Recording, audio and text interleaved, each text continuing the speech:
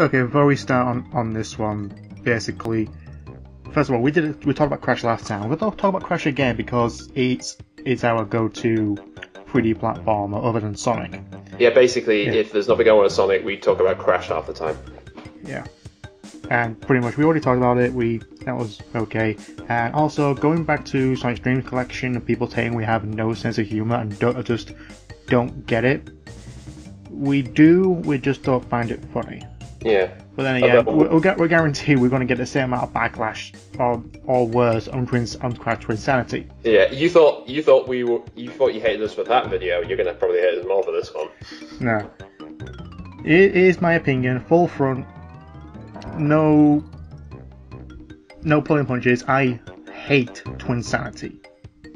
I think it's probably the second worst Crash game out there. There's a lot of things wrong with it. It's like, there are some parts I like, I'll give you that.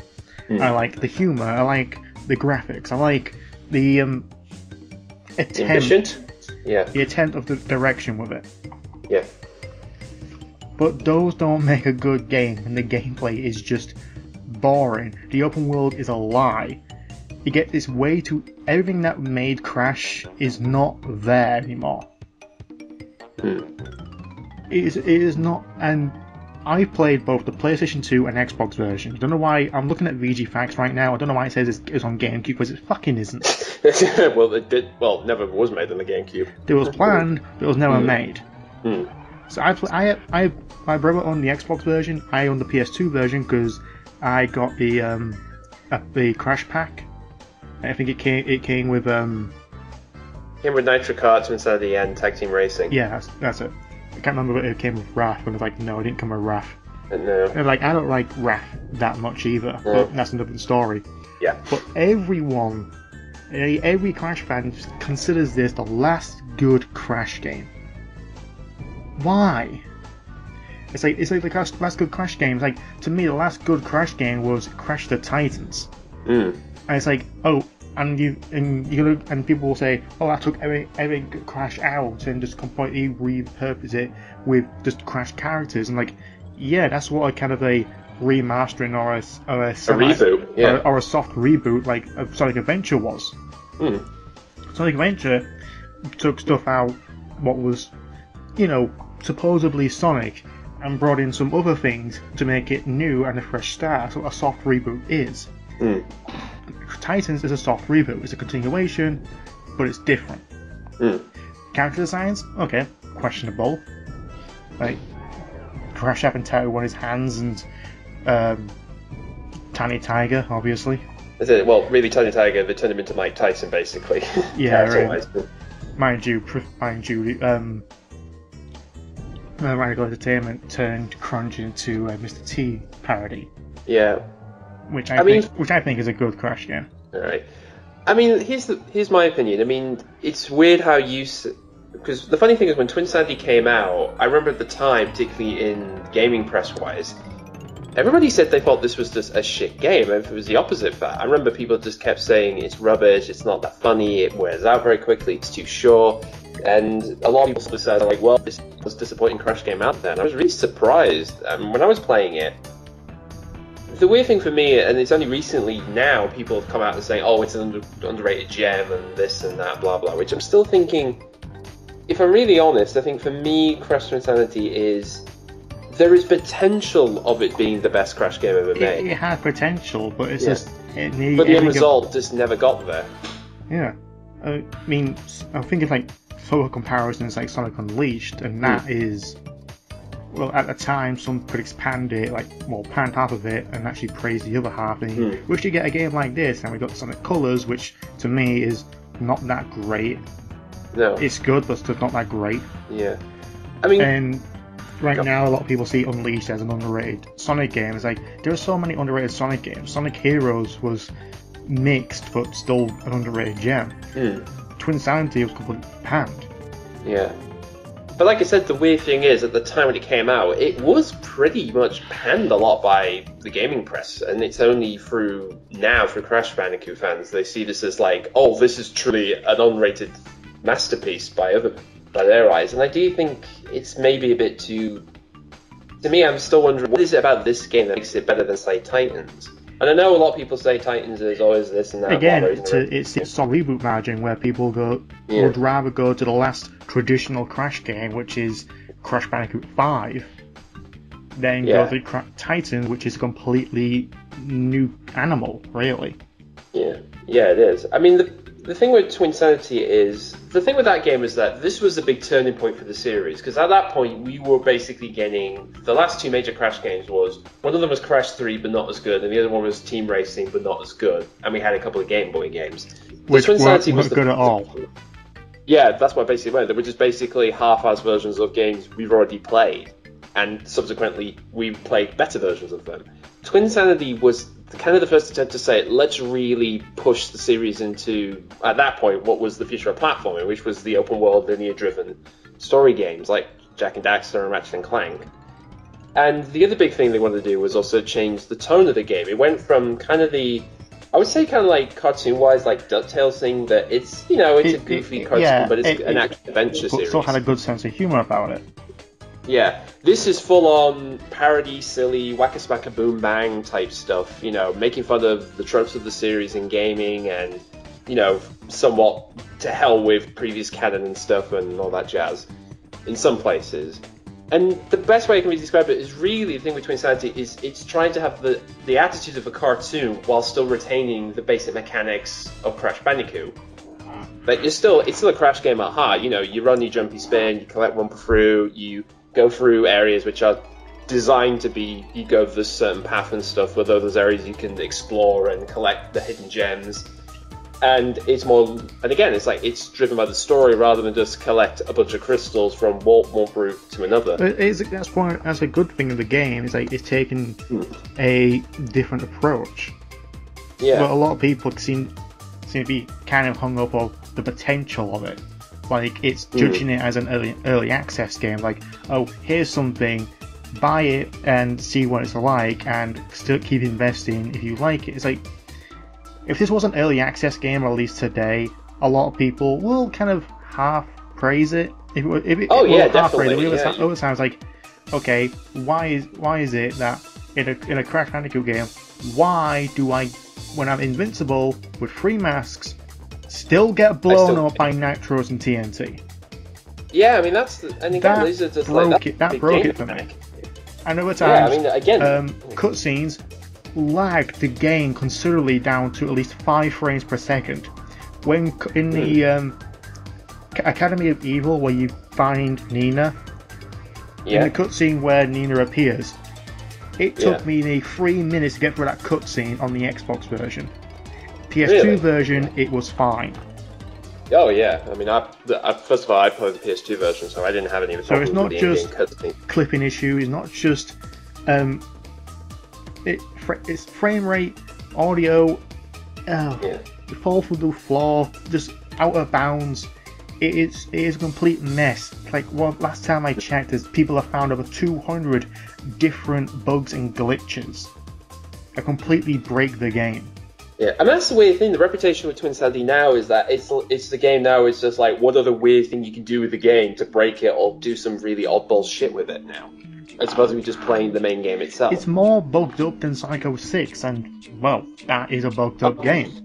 I think the only thing I would say is that you can play through the game. I mean, again, you can play both games. You can play from beginning to end. It's a question of how much the difficulty of the bullshit of the game gets in the way in terms of what they put in it. Well, the bullshit of the game usually happens to me in the second half when I'm going through Unsanity Island, I think. Yeah, the Evil Twins universe. Oh, sorry, Twinsanity Island. Yeah. So I'm going through that and all of a sudden get to the final boss, and I can't fucking beat the final boss because when you play as Nina, you have to climb those towers, and it won't fucking work. Rip. It will not. The grapple arms will not fucking work. In both versions, it did this. Yeah. I mean, that's really weird. I remember playing that final boss and thinking, something's wrong here, because before, when you play as her, it would always have a little target thing coming up saying you can grapple into this. This went from, it's like, I did it a few times, it's like, why am I grappling? Why am I just falling off again? It was a pain in the... It was, to me, Twinsanity is a chore to play through. I had to. There are parts that are fun, but I had to force myself to go through it. Maybe because I wanted to see what other comedy thing that would do next. Because that was probably the only reward in the entire game, is what funny thing they're going to do. Like Cortex shooting a villager saying, "What? I'm evil. This isn't a video game." Which is basically them taking the piss out of the Jack and Daxter thing, was do me this task and I'll give you this MacGuffin.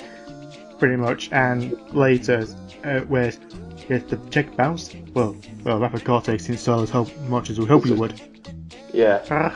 Fish? Yeah, fish. Yeah. I mean, the other thing about this game is that this is the first one where Clancy Brown was replaced by then actor Lex Lanning to play his Cortex for the Lex Lang. game. Lex Lang, yeah. I've killed so many. Okay, yeah, and definitely that's the big thing of the game, is that you see Cortex basically get the shit end of the stick most of throughout the game, really. It's like a torture porn for Cortex. Especially when he turns to a snowboard and grind on rails. Oh, yeah. As if Beta Cat didn't do it enough. Yeah.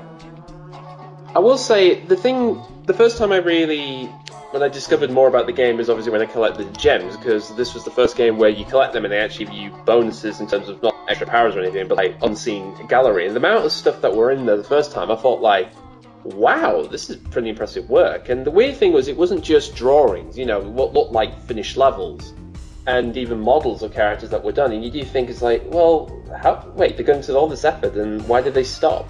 And you realise part of the problem with the game was that they were just Traveller's Tale Oxford Studio were just sort of under heavy pressure to get the game out. Pretty much, like a lot of companies, when they have a publisher, compared to nowadays indie gaming, is that they have a ship it or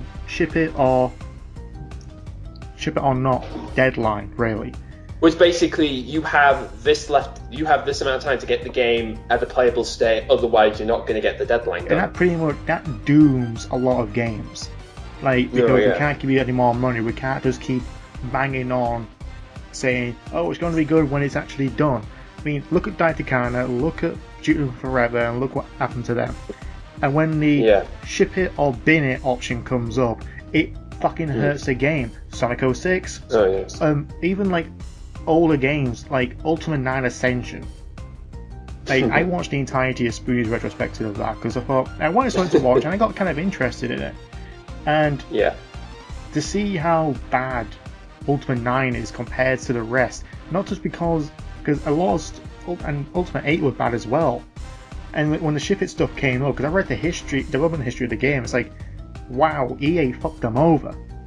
They're like, oh, just take the staff away from Ultimate 9, have Ultimate Online out as quickly as possible, then go back to 9, and realise, oh, all the stuff we've done on 9 so far is completely outdated. Yeah. We've got probably more games than that, but a delayed game doesn't always guarantee success, and a rushed shipped game always comes out shit. And it could or could not be a gem. As far as Twinsanity goes, it kind of lingers in the midpoint where a lot of people will like it, and we're not saying you are wrong. But people, like myself, I just don't find it that good. Like I said, I mean, playing through it, it's funny, I'll quickly mention this, it's funny you mentioned about how Ultimate 9 happened. Actually, that's what happened with Reflections with Driver 3. That they were going to do Driver 3, then they did Stuntman, and then when they came to do Driver 3, they had to, well, then instead of using that engine, they had to completely redo it, and then, well, you saw what happened to that game. Yeah. So, and it's like, there's innovations for innovation's sake, there's graphic hardware for graphics' sake. Yeah. But when you're trying to make a magnum opus, a game that actually redefines the genre of the series, you're pretty much going to cut your legs off from the knees down. Yeah. I mean, for me, with Crash Twinsanity, I think the two things that I really somewhat have against the game, like I said before, my big point is the amount of stuff that were cut from the game, and this is not just from the unseen gallery stuff, it's like different abilities, various websites from the artists and animators. You just realise there's just so there's so much good potential here to make this such an epic Crash game, because it definitely would have been a big game. but it was. Like, there's this whole segment where you go to different dimensions trying to rescue all these other creatures under the evil twins' tyranny. Which you think, that sounds brilliant. You know, why didn't they have that? And you realise there's a joke in the game, which he says, you know, to another dimension, we would have done more, but you ran out of time. So, and I just feel like that stopped it from making it even better than what it is. The second thing, and this is going to sound really selfish, one reason, this is my selfish reason why I personally don't like the game, is they make Crash too stupid in this. And I mean, I know some people would say, wasn't Crash always dumb? It's like, it depends how you see it. It depends. Like, I would say Crash has been a bit dense at times. He's like a big kid. Like, yeah. Like, he was, like, in the, if you're going to go by the lore of it, in the Cortex Vortex, he was rejected. And that kind of messed him up. Yeah. Though, like I said, he's not like Inspector Gadget, where it's like he's meant to be a hero, though the bastard never does anything right. Yeah, so it's always Penny does the job. Yeah, exactly. I mean, the difference with Crash is, like, for me, the character is, he's someone who would spend all day on the beach, and then when something happens, he would jump into action, do what he does, you know, go along the adventure, save the day, and then once he's done, he just goes back and lies on the beach, have a bit of rest. But in Twinsanity, they went, for me, they just hammered it always in the game that, oh, Crash is an idiot, Six knows it, Akawaku thinks he's an idiot. It just refers to the fact that Crash is an empty-headed moron. And for me, I never like that idea that you're playing an idiot. In fact, watching a thing about the guys who made The Blob, if anybody remembers that game, but they particularly said is that when you're playing a game, you don't want to feel like you're playing an idiot. You don't want to feel like you're playing a dumb character.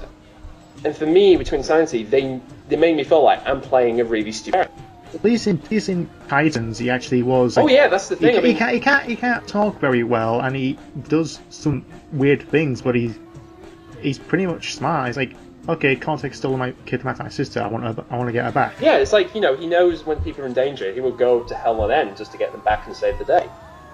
You know, that's the thing I liked about both Tag Team Racing and Twinsanity, is like, at least in those games, he wasn't completely idiotic. He has a conscience. He can figure stuff out, and he's a hero. In Twinsanity, again, it just reinforced the fact that, oh, he's just an idiot, and for me, that's what I'm stopping really liking it. And when you think about it, when you look back at the game, most of it is centered around Cortex anyway, particularly in cutscenes, so you sort of really Crash, like, in the game, he just has this goofy grin throughout the entire game. You ever play it, he barely changes his facial expression. And it doesn't look right, it just feels like Crash is like, really is dead in the brain. As opposed to when you play Tag Team Racing or even Tag Teams, it feels much more alive. The character feels more alive in that. And like I said, this isn't. Yeah. And also, if the game was open world with quest based, at least it could have been a lot better than what the fuck Mutant was. Yeah. I mean, here's the weird thing that kind of does annoy me a bit. When people say, "Oh, Twinsanity is the one that killed it off," it's like, no, it was Mutant. Then people say, "Oh, Mutant, actually, I like that. That's better." It's like, it isn't. It is. It fucking really isn't. I'm sorry. I mean, if you like it, fair enough, but you cannot make me say it's better than Titans, because it just isn't. Isn't. Oh yeah, it's a much better game. Yeah, I really, really love walking from one end of the fucking map to the other. 6 times. Just 6 times, just for Uka to turn around saying, "Oh, you travel all around. Well, why don't you use this teleporter?" Yeah. Because that fucking was not. That basically just means the game's basically saying, "Yeah, we put you through this bullshit, didn't we?" Yeah. Oh, a quick travel option would have been really great for Radical. It would have been really fucking great. Yeah. Although I think the problem with that is that when they made Miami Mutant, A, half the staff members were sacked, so less people working on it, and B, I think it was a much under budget game as well. I think it was all those animations they commissioned. Yeah, that's the other thing that always kind of I felt something was wrong when they put they thought they were funny and good, but it's not like. Yeah, if they did this again before, they would have put them in game. Why are there all these nice animations? Like, they're good, but it's like, yeah, they didn't have time to do it themselves. To wrap this like mini podcast review on Twinsanity and why we don't like it. Or at least, why it's not a masterpiece, at least. It's just, I know I'm gonna judge it as an end product rather than what it could have been. As the end product, it's just a mess. There's good bits in it. There are good bits. It's got good writing. It's got good graphics. But gameplay-wise, nothing really much has changed. As well as some parts were taken out. Crash is not really the main character, even though you play as him. I mean, the whole gimmick of the game is, of course, that you spend most of the time either using Cortex as, well, really as your bitch, really, when you think about it. And its claim as an open world is a complete fucking lie. Well, it is linear to the point of, to a point where you just why you just set up walls of trees on each side. Well, to be fair, at least it's not Planet Mutant, which that was a complete fucking lie. That was really just you have one path and you have a bit of an area to mess around in. That's it. That is a bad open world. Yeah. Oh, it's open world. It's just very linear. You can go back and forth. Yeah, and there's a bit of fuck you. It's like, God Almighty. And again, the sad thing is that here we are in 2015, and there's still any chance of a Crash game coming back. I mean, everybody says, "Oh, Sony might do it." Naughty Dog is like, "Look, mate, Activision has Sony it." Won't. Yeah, Activision has a fucking license. Yeah. How do we know? Because we actually talked to an Activision representative at a gaming conference. Yeah, years ago. We literally said to them. Years ago. Yeah, we actually said this. We asked. Yeah. When Skylanders Scouts, the first one, Spyro's Adventure, was being demoed. We talked to him and was like, "We're gonna do with a Crash Lane at Spyro. You got this. We're gonna do a Crash." And like they said, they don't know. We're thinking on it. Yeah, they did say we get a lot of people asking about it. I mean, that was the thing. Yeah. 5 years later, still nothing. Yeah. He could have been in Skylanders. No dice because he wasn't fit there. Yeah, Spyro fits. Farron's fits in there. That's fine. And completely dropping from the billing. Yeah. He's there amongst the 300 other characters you made up. Yeah. So, to all the Crash fans out there, we await your hate comments. But also, stop emailing Naughty Dog and Sony asking for a newer Crash game because they don't own the fucking license. More importantly, even if they did, it doesn't guarantee it will be brilliant. No, I mean, they cancelled the Jak and Daxter reboot. Yeah, although because they knew that wasn't going to work. They fucking knew. It's either, are we doing this to make money or doing it because we want to? Yeah. Which the answer is no. And pretty much, we're pretty much doing this to make money. Let's make a completely new title. Yeah, it's basically, I just want to see if you do anything with it. Let's go make some new.